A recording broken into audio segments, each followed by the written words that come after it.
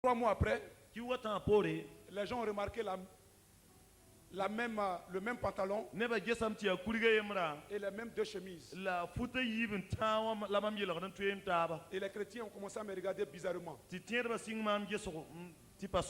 6 mois après, ils m'ont donné un nom dans l'église. L'homme au pantalon noir.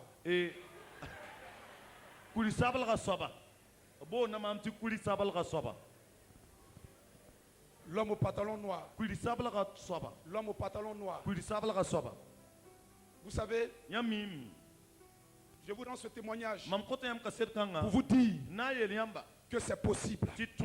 C'est possible de rester intègre avec Dieu. Vous savez, la vie que je menais, c'était une vie de banditisme. Mais je ne manquais de rien. Je ne manquais de rien. Je ne manquais de rien.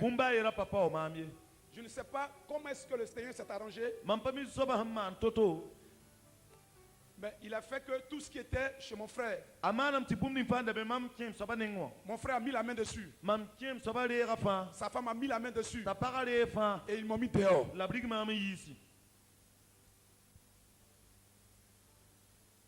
Et tellement que les chrétiens se moquaient de moi.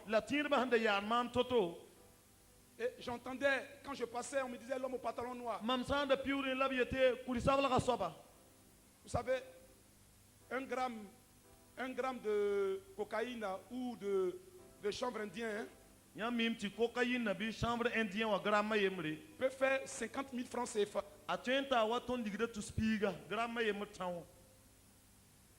Mais me voici, je me retrouvais avec rien. Même pas 5 francs dans ma poche. Je pouvais retourner à ma drogue. Je pouvais retourner à ma drogue. Malgré tout ce qu'on disait de moi dans l'église, je ne manquais à aucun culte. Je ne manquais à aucun culte. À l'évangélisation, j'étais là. À la réunion de la jeunesse, j'étais là. Et vous savez,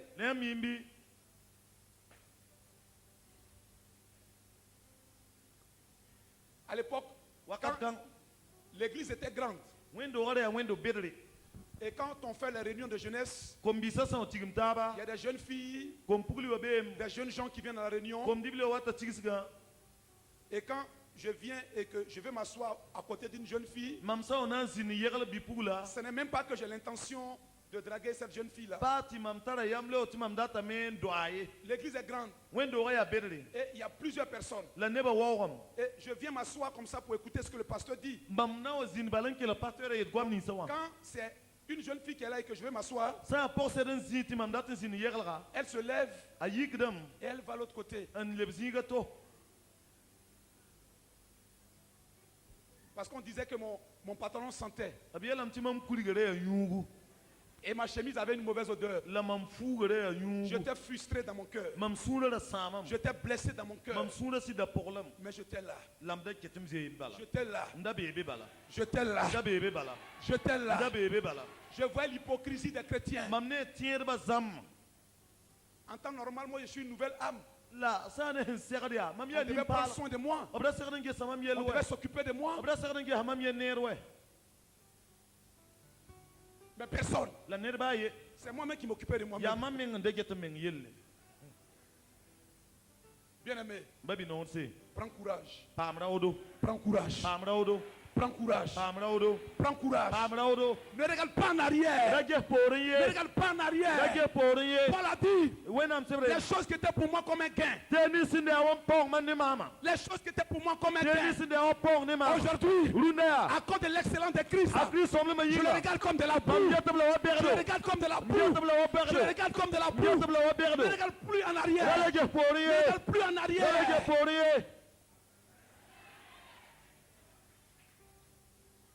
Je vous dis que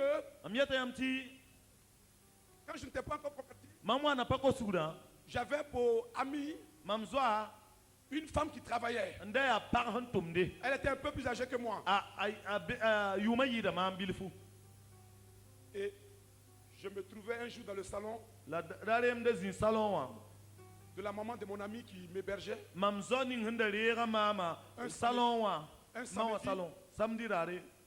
Un samedi, aux environs de 16 heures, voici l'heure de Satan.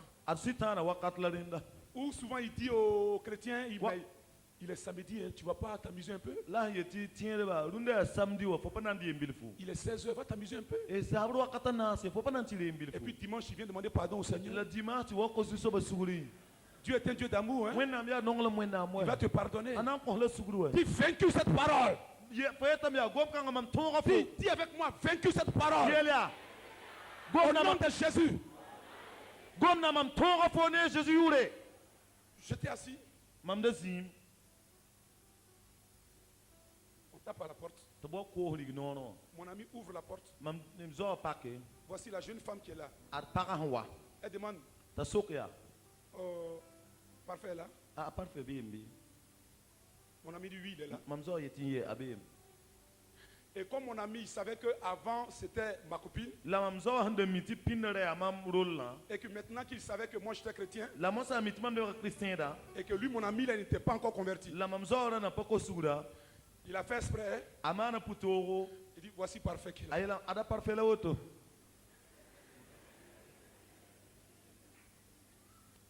Elle est venue s'asseoir. Mon ami est allé dans le frigo, il a envoyé de l'eau. Il a envoyé 2 verres.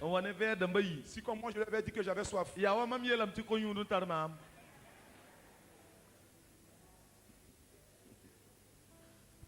Tout ça pour m'entraîner dans la tentation. J'étais là. 2 minutes, je ne parle pas. Elle aussi, elle ne parle pas. 10 minutes, personne ne parle. 15 minutes, personne ne parle. 20 minutes, personne ne parle. J'étais là. Je lui dis quoi? Vous voulez qu'elle lui dise quoi? De demander les nouvelles. Je sais pourquoi est-ce qu'elle est là. Je ne parle pas. Et elle a fini par me dire, j'ai appris que tu es devenu chrétien. J'ai dit oui. Elle dit, tout le monde peut être chrétien sauf toi parfois.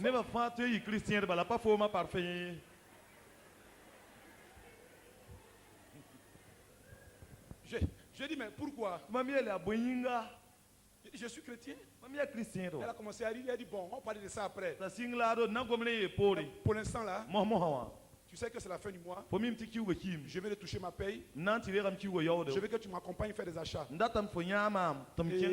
on va aller quelque part dans un maquis prendre un pot. Vous voyez comment Satan travaille? Es-tu tenté? Connais-tu la tentation? Quand tu regardes sur Jésus, ne te laisse pas séduire par la tentation. La tentation conduit à la mort. La tentation conduit à la mort. J'ai regardé cette femme. Je lui ai dit, je te dis que je suis chrétien. Jésus est dans ma vie.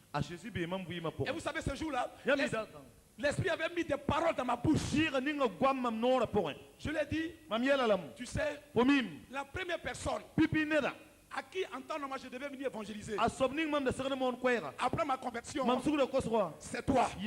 C'est Dieu même qui t'a amené ce soir pour que tu entendes ce que je vais te dire. Tu sais, tu connais ma vie. Toi et moi on sortait ensemble. Mais si aujourd'hui j'ai tout abandonné, c'est qu'il y a un Dieu vraiment qui existe. Tu ferais bien toi aussi d'accepter Jésus. Tu sais, moi parfait, je dormais dans le maquis jusqu'au matin. J'étais un ivrogne. Et tu sais de quoi je parle. Entre moi et le maquis, c'est fini. C'est fini. C'est fini. C'est fini. C'est fini. Mon ami était assis à côté. Il était étonné de ce que je disais. Parce que je parlais avec assurance. Je parlais avec conviction. Je lui dis non. Elle a insisté, j'ai dit non. Elle s'est fâchée, elle est sortie. Bien aimé, pendant ce temps, l'église où je fréquentais, je ne t'ai pas bien vu dans cette église-là. Les gens me repoussaient. On m'avait donné un nom. Je vous dis que tout ça pouvait m'amener à rétrograder. Mais je me suis attaché au Seigneur. Shadrach, Meshach et Abednego. Je dis au roi, roi, on te respecte. Roi, on t'aime beaucoup. Mais excuse-nous. Excuse-nous. Devant ces statues. Devant ces statues. Nous ne nous prosternerons point. Nous ne nous prosternerons point. Dis à ton patron. Dis à ton patron. Patron, je te respecte. Je t'aime beaucoup. Mais ce que tu me demandes, c'est impossible. Parce que la Bible me dit que c'est impossible. Patron, excuse-moi. Mais je ne peux pas.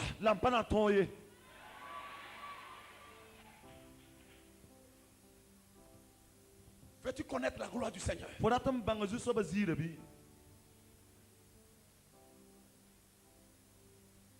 Quelques 3 ans après, dans cette même communauté, Dieu a commencé à avoir pitié de moi. Et il a commencé doucement à me lever. Il a commencé tout doucement à me lever. Et j'ai remarqué que la seule personne qui avait compassion de moi dans cette église, c'était ma femme. En ce temps, on n'était pas encore mariés. Mais on était dans la même communauté. Mais je ne l'avais pas remarqué. Je ne l'avais pas remarqué. Mais elle m'avait remarqué depuis longtemps. Je l'ai trouvée dans l'église. Elle était déjà convertie. Quand j'arrivais dans l'église, elle était déjà là. Elle m'a vu quand j'étais l'homme au pantalon noir.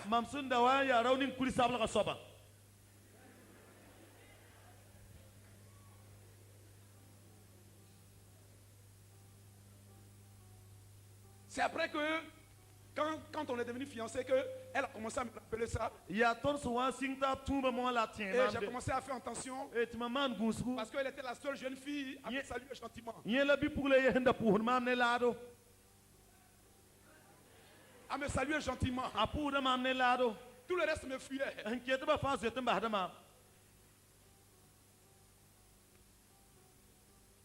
Mais en ce temps, je ne pouvais jamais imaginer qu'elle pouvait être ma femme.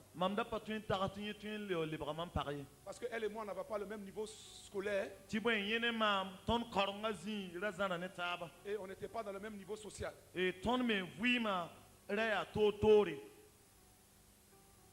Quand Dieu a commencé à me faire grâce, et quand Dieu a commencé à me lever dans la vie et dans l'église, c'est maintenant que toutes les jeunes filles ont voulu s'asseoir à côté de moi.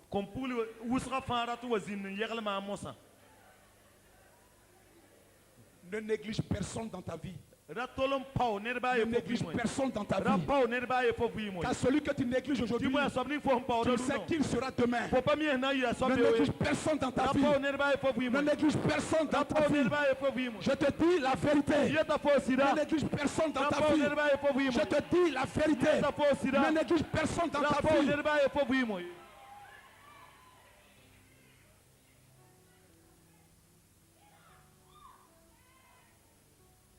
Je n'avais jamais fait attention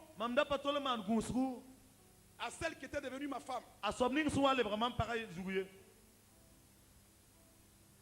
Dans l'église, j'étais devenu quelques années après la formation, après tous ces chemins-là, le pasteur a demandé à ce que je sois à ses côtés. Donc j'étais devenu en quelque sorte comme le second du pasteur. Je n'étais pas encore marié. Moi qui m'asseyais dans le fond, je m'asseyais maintenant devant. Moi qui, auparavant, je n'avais jamais attrapé un micro. Je me mettais là maintenant à parler à ceux qui m'appelaient auparavant l'homme au pantalon noir.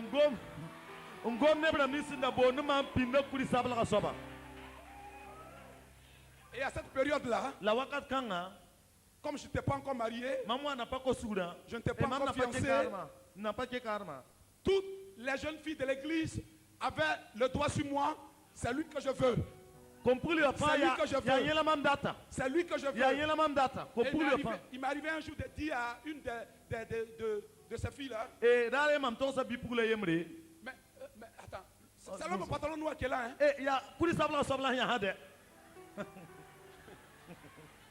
C'est lui. C'est lui qui est là.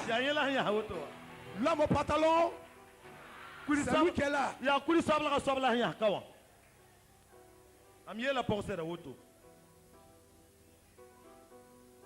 Si tu vois quelqu'un dans l'église, si à tes yeux il n'est rien, si tu remarques qu'il aime Dieu, si tu remarques qu'il est zélé pour Dieu, si tu as un peu de moyens, il faut l'aider. Il faut l'aider. Il faut l'aider. Il faut l'aider. Il faut l'aider.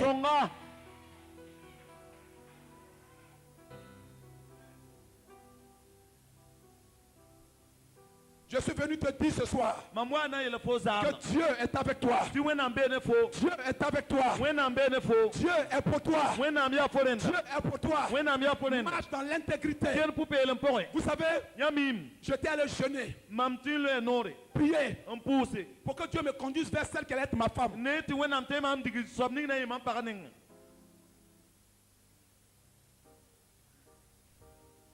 Et là où je suis allé jeûner, c'était la maison d'un infirmier. Il s'appelait Ferdinand. Je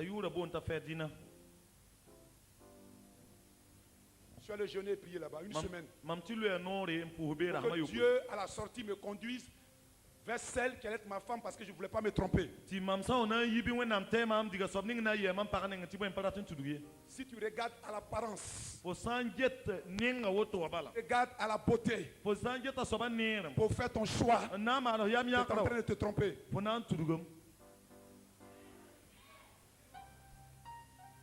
Marcher dans l'intégrité, c'est chercher la volonté de Dieu en toutes choses. Cherche la volonté de Dieu en toutes choses. J'étais allé jeûner. Mon ami Ferdinand avait une soeur qui était dans la même église que moi. Cette soeur-là, je ne sais pas qui lui a dit que je suis son frère, je suis chez son frère en train de jeûner. Bizarrement, elle se lève. Elle allait voir aussi son frère. Elle dit à son frère qu'elle veut jeûner aussi.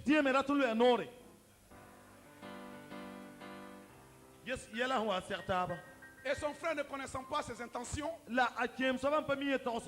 a dit, bon, va jeûner, de toute façon ton pasteur est là-bas. Hein. Il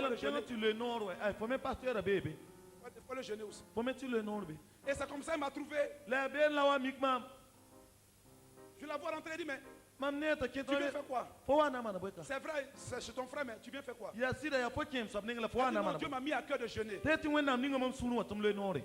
mais ton Dieu ne pouvait pas te dire d'attendre à ce que moi je finisse mon jeûne d'abord. Et elle me dit, moi je ne savais pas que tu étais là-haut. Alors qu'elle savait que j'étais là.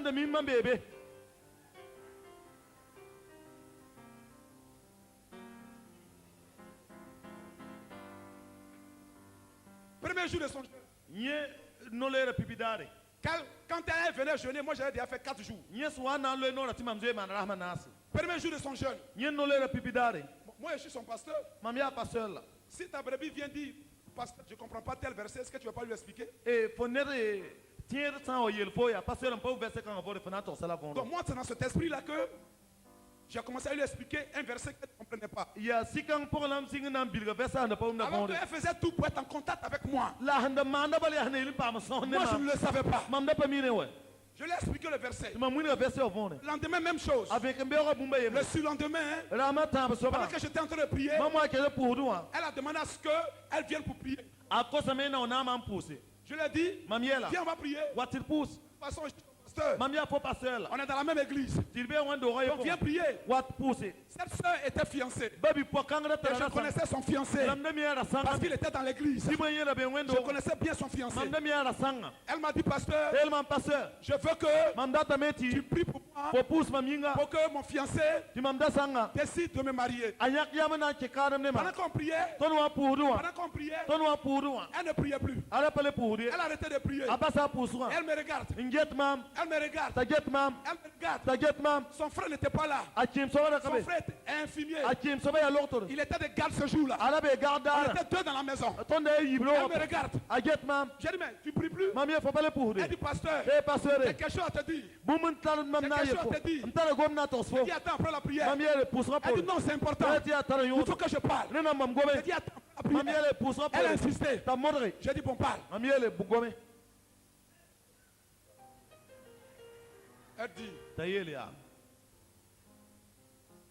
je t'aime trop.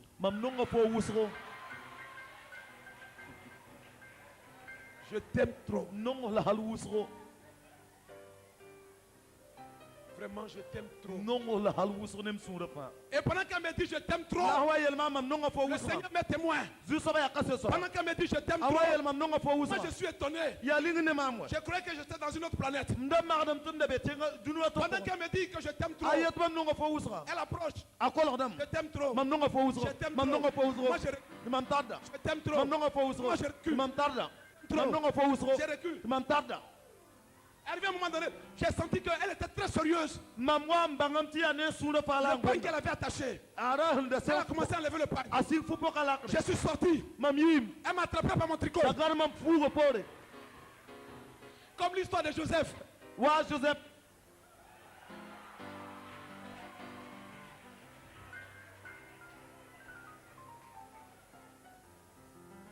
Sois intègre. J'ai tapé sa main comme ça. Je suis entré directement dans ma chambre. Pendant que j'ai voulu fermer la porte, faut nous voir en train de lutter. Moi j'étais dans mon 6e jour de jeûne. Sans manger. J'étais faible. Pendant que je vais fermer la porte, elle lutte avec moi. Mais ce jour, l'esprit m'a donné une force incroyable. Pour fermer la porte. Et j'ai fermé la porte. Elle a commencé à taper. Et puis elle pleurait. Pardon, ouvre. Avant que ta bénédiction Satan fera tout pour t'induire en erreur. Avant que la gloire de Dieu n'arrive dans ta vie, Satan fera tout pour te détruire. Pour détruire ta grâce. Pour détruire le bonheur de Dieu sur ta vie. Frère, soeur, ce soir, je te dis, fais la part du Seigneur. Fais attention. Fais attention.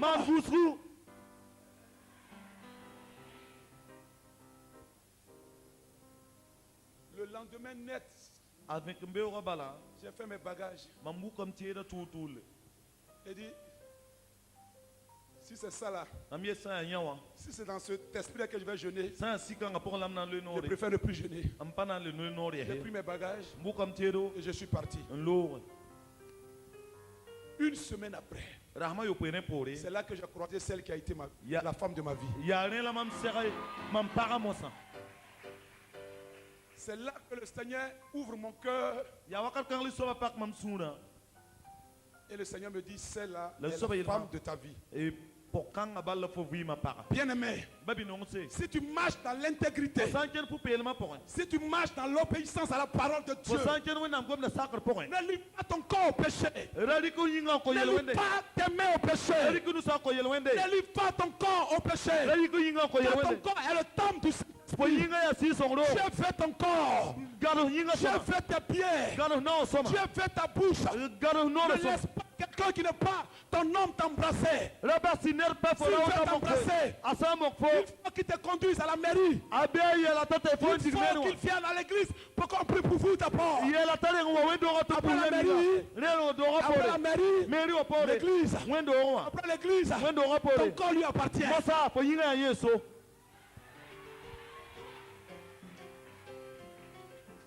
Dieu veut nous bénir. Mais quand il regarde la manière dont nous marchons, la manière dont nous menons la vie chrétienne, nous avons une double vie chrétienne. Raison pour laquelle la bénédiction tarde à venir. Raison pour laquelle la bénédiction tarde à venir. Nous accusons à chaque fois le diable. Nous accusons à chaque fois le diable. Je suis venu te dire ce soir. Je suis venu te dire ce soir que 2007 est l'année de la perfection. Elle est l'année de la perfection. Il faut que tu te consacres. Il faut que tu marches droitement avec le Seigneur. Ne détruis pas la grâce de Dieu sur ta vie. Ne la détruis pas. Ne la détruis pas. Ne la détruis pas. Ne te sens pas obligé de mentir pour avoir de l'argent. Ne te sens pas obligé d'être entretenu par un homme marié. Ne te sens pas obligé d'être entretenu par quelqu'un qui n'est pas ton homme. S'il veut de toi, qu'il le fasse légalement. Qu'il le fasse légalement. Atal fontieng meri wala wendo roto posi yinga pokule zakon. Est-ce qu'un enfant de Dieu me comprend ce soir? Est-ce que tu me comprends ce soir? Est-ce que tu me comprends ce soir? Est-ce que tu me comprends ce soir? Bien-aimé, Satan n'aime pas ceux qui marchent dans la droiture. Satan n'aime pas ceux qui marchent dans la droiture. Shadrach, Meshach, Abednego. Roi, s'il te plaît, nous, statue là, on ne va pas se prosterner. Le roi était tellement furieux. Tellement furieux. Tellement furieux. Il dit chauffer la fournaise 7 fois plus. On verra si le Dieu viendra le délivrer. On verra si le Dieu viendra le délivrer. Bien aimé, quand je suis arrivé en Europe, je ne sais pas ce que j'ai fait aux chrétiens. Je ne sais pas ce que j'ai dit aux chrétiens. Ils sont allés me signaler à la police, à la gendarmerie.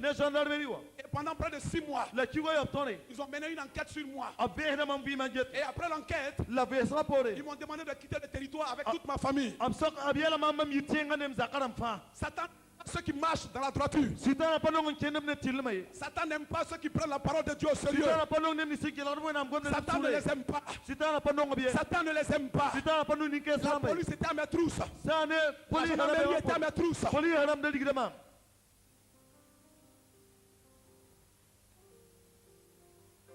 Mes enfants ne pouvaient pas aller à l'école.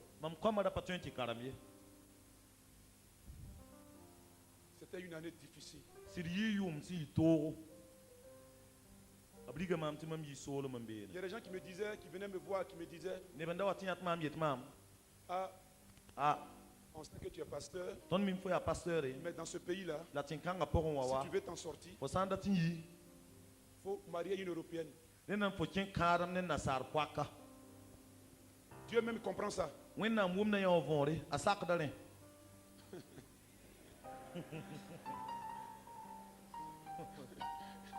Dieu lui-même, il comprend ça. Dieu même sait que tu n'es pas chez toi. Ce pays est difficile.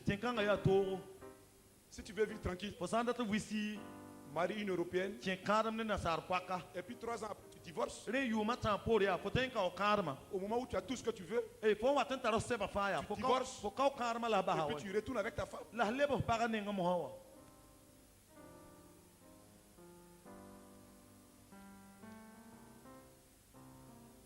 Qui veut marcher pieusement en Christ?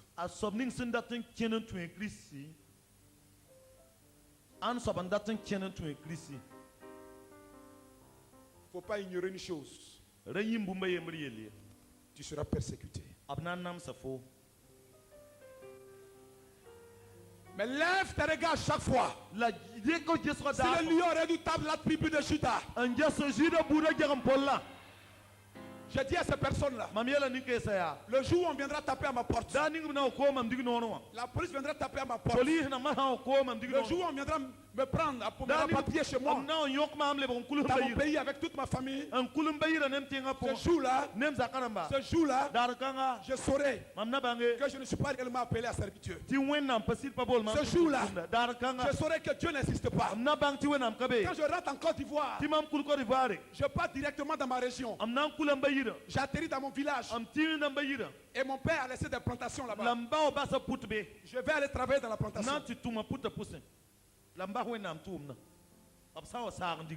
C'est que Jésus n'est pas Dieu.